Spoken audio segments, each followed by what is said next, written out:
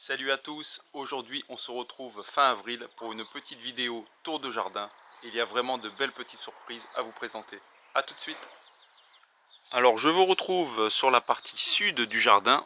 Vous voyez que les rosiers sont déjà très bien avancés. J'en ai un qui fleurit abondamment et qui sent super bon. Pas mal de pucerons et quelques mouches blanches des rosiers. Les coccinelles ne devraient pas tarder pour s'occuper de ce petit problème. Ici on a un petit datura qui a passé tout l'hiver. Ici une succulente qui est en train de fleurir. De ce côté nous avons les agapanthes. La capucine qui se ressème d'elle-même. J'avais fait un tuto semis de capucine que je vous mettrai en description dans la vidéo. Et elle se ressème automatiquement. Et il y a déjà pas mal de graines qui tombent d'elles-mêmes au sol ou dans le pot. Et aux alentours, je vais vous montrer ça. Là j'ai un petit souci, j'ai un nid de fourmis qui s'est complètement installé dans mes œillets. Il va falloir que je règle le problème. Là vous avez la sauge cassis avec sa floraison violette, très jolie.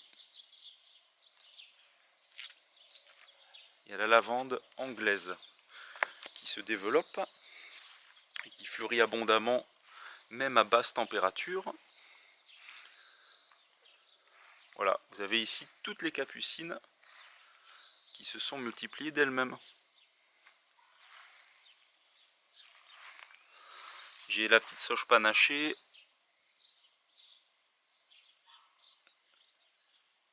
les gaillardes et un pavot ici. Les glaïeuls qui sont déjà bien avancés pour la saison.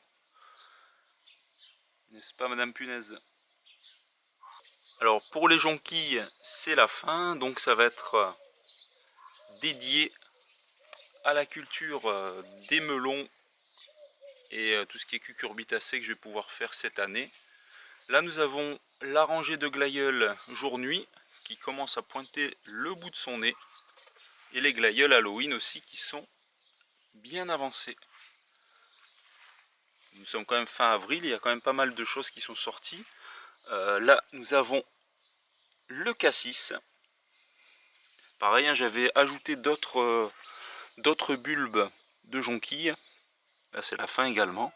Le fraisier grimpant, va falloir que je trouve une autre situation pour qu'il puisse se développer, notamment retomber pour donner un plus bel effet. Bon, le parc à tortues, je vais vous le représenter parce que je vais faire une vidéo dédiée spécialement là-dessus. Parce que les tortues vont déménager, vont surtout avoir un enclos beaucoup plus important et beaucoup mieux structuré. Là, elles dorment encore, hein. Elles ne sont pas encore sorties. On voit juste une petite tête là-bas. Avec la lumière du soleil, elles ne devraient pas tarder à sortir.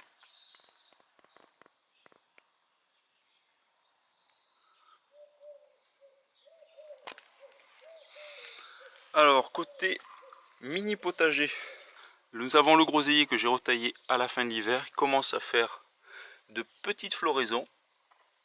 L'année dernière, j'ai vraiment eu beaucoup. Bon, d'ailleurs, il y a déjà des groseilles, hein, regardez. Ça n'a pas tardé.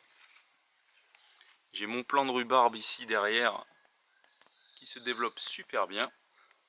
On a eu 3 grosses pluies ces derniers temps. C'était assez sec, donc c'est un plus pour notre jardin d'avoir à bénéficier de l'eau de pluie. Beaucoup mieux que l'eau d'arrosage. Alors là, j'ai fait des semis de salade ici. Laitue Batavia. Là, on a à travers la laitue Appia. Il y en a quelques-unes qui sortent. Pareil, là, j'ai de la Batavia, j'ai de la laitue Appia. J'ai fait un rang de haricots verts. On va voir ce que ça donne avec les grosses pluies. J'ai gratté, ça fait quelques jours que je l'ai semé, mais j'ai un doute sur le fait que ça puisse sortir dans de bonnes conditions. Et pareil, à l'intérieur, j'ai dans ces petites cloches quelques laitues qui pointent le bout de leur nez. Pareil, bon là il me reste. Ce qui est marrant, c'est dans cette jardinière, j'avais semé des radis. Et pour le moment, ça pousse tout doucement. Vous avez quelques-uns, je les ai vraiment semés de façon éparse pour éviter tout démarrage intempestif, hein. Et là j'ai toujours des petites laitues qui ne se développent pas, qui sont en train de monter tranquillement à graines, que je vais certainement donner à mes tortues. Écoutez-moi, ces oiseaux, c'est super agréable. Voilà, c'est l'olivier du voisin qui offre de multitudes de cachettes à ces petits moineaux. La génaille de jasmin persistant qui commence à bien se développer. On aperçoit les premières floraisons. Ma petite jardinière de fraises qu'il va falloir que je renouvelle car elles ne vont certainement pas donner énormément de fraises. On sait qu'un pied de fraise dure et produit en moyenne 3 à 4 ans à pleine maturité. Le persil de l'année dernière, persil frisé, que j'ai ressemé avec ma fille. Je vais vous mettre un lien en haut de la vidéo et que je vais compléter avec celui-ci. Là j'ai fait une petite bouture de graminées, ça sera pour aménager le coin tortue. Bon là j'ai le forage, hein. Il va falloir que je le repeigne. Ici nous avons les abricots. Alors j'ai pas mal d'abricots, ils sont pas forcément très gros, ils vont certainement pousser un petit peu, mais ils sont en grande quantité cette année. On les a eu assez tôt dans la saison. Heureusement, pour l'instant, pas de gelée. On a encore des matinées fraîches à peu près autour de 9 à 10 degrés. Mais ça n'a pas l'air de contrarier la pousse de nos abricots, en espérant que cela dure. Autour de l'abricotier, j'ai également mis des jonquilles. Là, on a le cerisier, qui n'est pas en grande forme. On va voir ce que ça donne. En tout cas, il nous produit encore quelques cerises. On va certainement en profiter cette année. Voilà, vous voyez la pelouse qui est très bien garnie d'adventices et d'herbes en tout genre qui nous permettent de bénéficier d'une biodiversité intéressante et de nourrir aussi nos tortues. On a les trèfles roses, les pissenlits et bon nombre aussi d'autres plantes. Alors, au nord de la maison, on a les arômes qui sont très très hauts et qui ont produit énormément de fleurs. Bon, ça commence à être le temps intermédiaire où ils commencent à ralentir leur floraison. Là de ce côté j'ai mes iris d'un bleu pâle et d'un bleu foncé. Alors à l'endroit où je vais mettre mes tomates et mes aubergines, j'ai les pensées de différentes couleurs, des bicolores et des monocouleurs, notamment la pensée noire qui est certainement une de mes pensées préférées. La haie de lierre qui avait un souci de trop chaud et qui est en train de repousser. Je vais donner un petit coup de taille sur le dessus et légèrement sur le côté, et avec les grosses pluies qu'on a eues dernièrement, elle est en train de reprendre de la vigueur. Alors le lierre, c'est vraiment très très intéressant pour la biodiversité de votre jardin. Ça permet de faire nicher quelques insectes, petits oiseaux et autres lézards qui sont bien utiles dans nos jardins. Ici nous avons une anémone. J'adore ces fleurs aussi. Cette année, elle a produit pas mal de floraisons.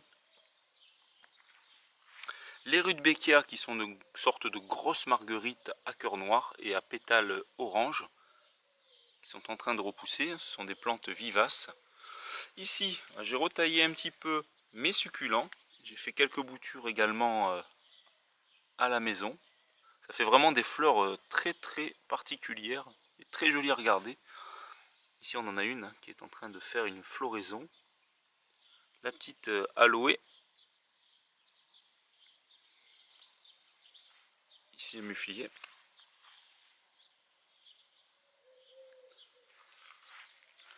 L'agapante qui se porte plutôt bien. Nous avons les sauges qui ont gagné en taille et en maturité et qui nous produisent de jolies fleurs à la belle saison. Pareil ici, sauge et encore un petit pied de rudbeckia.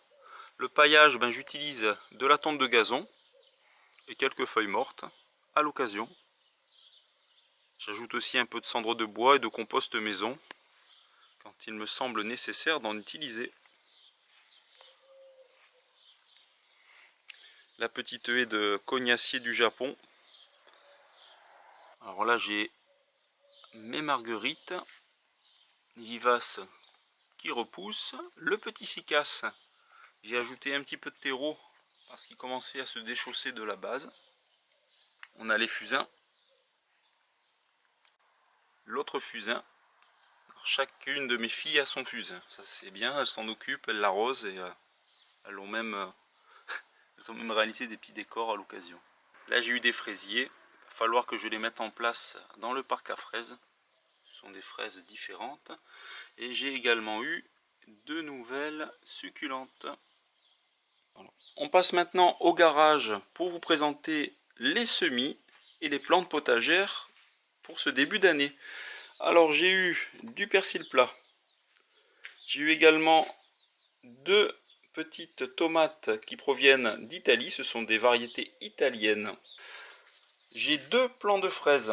Il va falloir que je mette aussi dans mon parc à fraises pour pouvoir améliorer la production.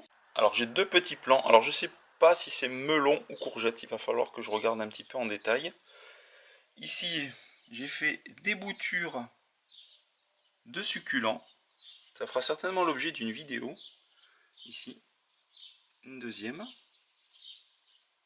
Le basilic que j'ai semé dans des petits pots commence à pointer le bout de son nez. J'ai également les laitues, en pot c'est pas non plus l'extase, mais j'ai au minimum une graine qui sort. Là j'avais calendula, mais je pense que le semis a loupé. Faut aussi montrer les échecs parce que au potager on montre forcément ce qui réussit, mais aussi ce qui ne réussit pas. C'est aussi important pour l'expérience que l'on peut avoir au potager.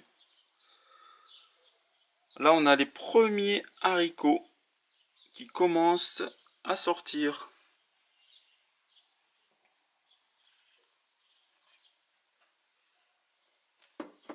Voilà. Et du côté de l'autre variété, pour l'instant, c'est le calme plat.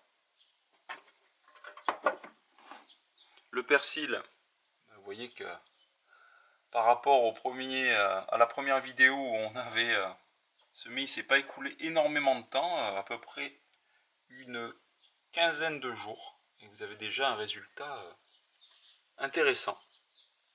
J'ai fait une petite serre-bouteille avec un pépin de pomme, on va voir ce que ça donne. Il était en train de germer, on va voir un petit peu où ça en est. Ici, alors je me suis amusé à faire des semis de zinnia double en date du 3 avril et vous voyez que ça commence à lever. Alors ça c'est super, les petites caisses polystyrène, ça permet quand même de garder une certaine chaleur dans notre petite barquette et puis ça permet d'avoir une planche de culture de taille convenable pour pouvoir y semer pas mal de graines. Là j'ai les œillets d'Inde que j'ai fait le 16 avril et pour l'instant rien, et des tournesols soleil d'automne qui font à peu près entre 2 mètres et 3 mètres. Et oui, c'était une grande variété, commencent à sortir. Ici, j'ai semé hier les œillets de poète, on va voir ce que ça donne. Les haricots, j'en ai remis 2 petits godets pour avoir une quantité respectable. J'ai remis des tournesols rouges. Là, ce sont un peu plus des tests parce que ce sont des graines que j'avais récoltées lorsqu'on a mangé des melons, des courges et aussi les têtes de tournesol de l'année précédente. On va voir si les graines sont viables. Donc ce sont des petits tests que je réalise au tout début de la saison avec du melon charentais. Là, ce sont les premières aubergines. Alors j'ai mis pas mal de petits godets. On va voir si ça germe. J'ai mis une graine par godet. Ce sont des petits godets en tourbe. On va voir les premières aubergines et les potimarrons que j'ai mis dans des bouteilles. C'est aussi une façon de recycler le plastique. Et voilà, c'est la fin de cette petite vidéo tour de jardin. J'espère qu'elle vous aura plu. Et moi, je vous dis à très vite pour une prochaine vidéo. Ciao!